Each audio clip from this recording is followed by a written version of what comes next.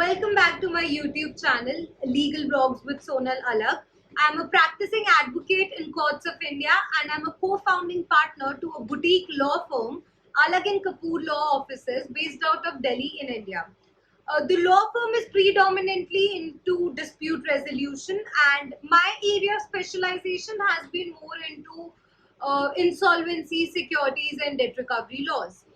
So today I'll be speaking about, or rather giving my critical analysis about a very recent and a very important Supreme Court judgment titled as Lalit Kumar versus Union of India, which has upheld the notification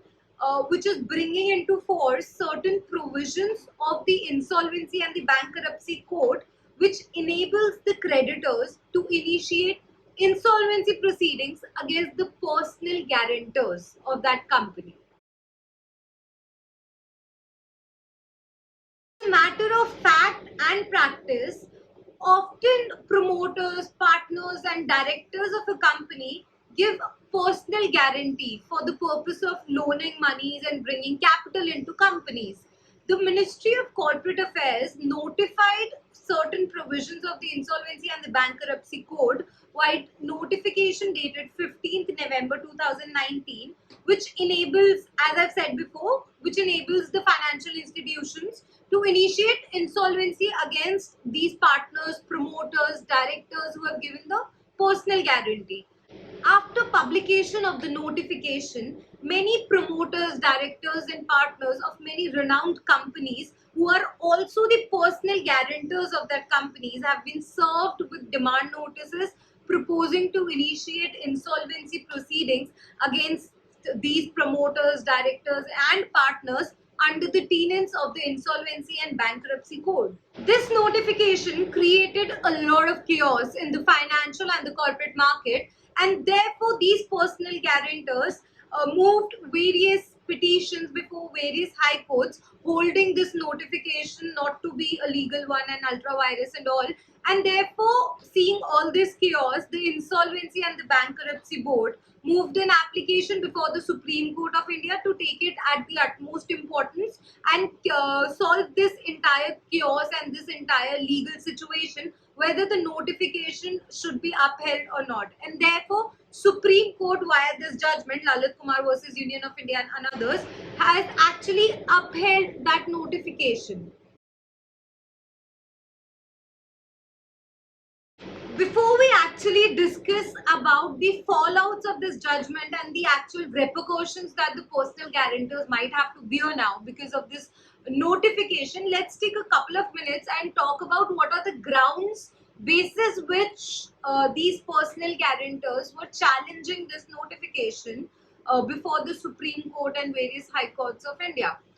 First and the foremost contention of these personal guarantors was that the power that is delegated to the center under the code is only as regard to the point in time when different provisions of this code can be brought into effect, and that it does not actually permit the center to notify either part of the provisions of the code or to limit the application of certain section to only certain category of people. And by this notification, however, the notified provisions of the code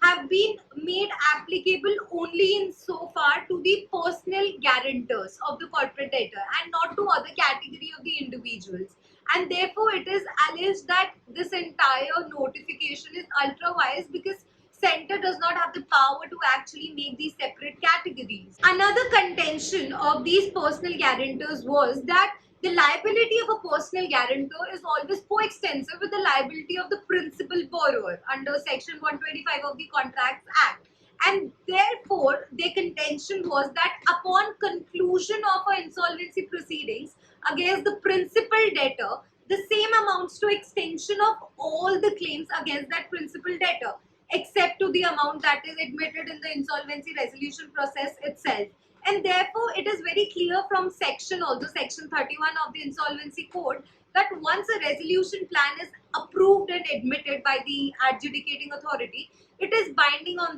all the stakeholders, including the guarantors.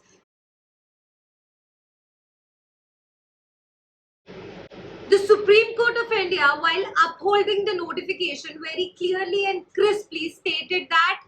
the centre has been notifying various provisions of these code in a very systematic manner. They made it very clear that first they'll be invoking the procedural aspects and then they'll be invoking the substantive aspects of the code, which they are very rightly doing so.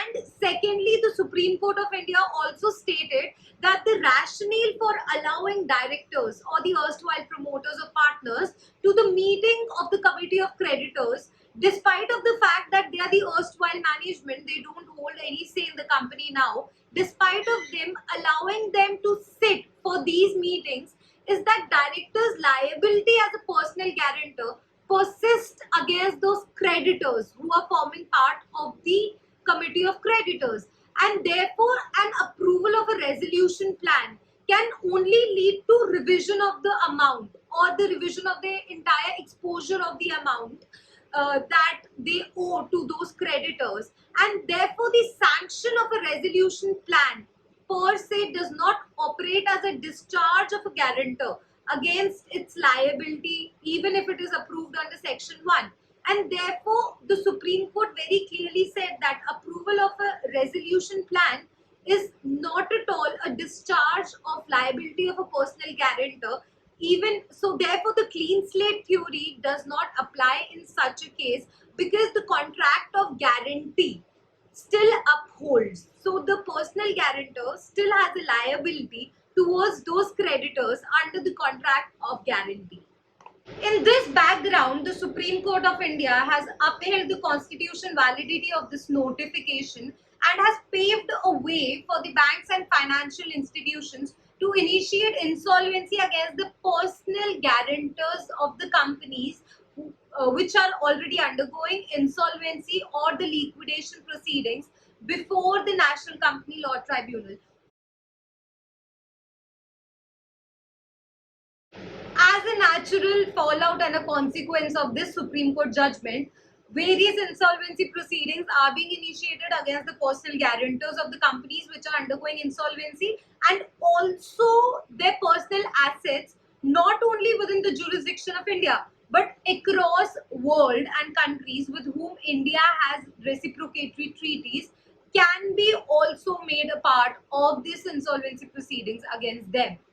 In other words, I would say that the present decision of the Supreme Court of India is very favorable for the banks and the financial institution where public money is involved at large, and this will be acting as a very another very effective tool for the banks for effective recovery of bad loans. And also the NCLT now has a wide power of attaching the foreign asset of these personal guarantors who are promoters, director, partners to these companies under this notification. However, with such concentration of power with the banks and the financial institutions, they have gained a dominant power and a dominant position when we talk about lenders and borrowers. In that case, the obvious question that we need to ask is how prudent would the banks and the financial institutions be while dealing with minor lapses and defaults on the part of the small borrowers who have very limited resources, and knowing that what is the pandemic situation right now, especially in charging interest as compound rates. What will be the possibilities of settlement which small defaulters often do as a normal course in such kind of transactions? In transactions involving debt financing, it is a very common feature for the promoter, director, or a partner of a corporate company to provide a personal guarantee. It is how it is supposed to be done. And it will be significant to note now that how interest of such personal guarantors is protected in light of these